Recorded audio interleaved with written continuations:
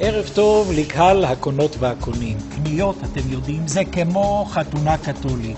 קנית, התחרטת, פרפל, אבוד. במקרה הטוב אולי ייתנו לכם זיכוי. עכשיו, התקנות החדשות שקידם משרד התמ"ת עומדות לשנות את המצב. מה-14 בדצמבר משתנים פה חוקי המסחר. תוכלו לקבל החזר כספי על מרבית העסקאות שתרצו לבטל. לדוגמה, קניתם נעלי ספורט ואז הבנתם שאתם, מה לעשות, לא כל כך ספורטיבי. אתם יכולים להחזיר אותן ולקבל תמורתן החזר כספי. לא זיכוי ולא נעליים. החזר כספי. כי מהיום ללקוח יש יותר כוח.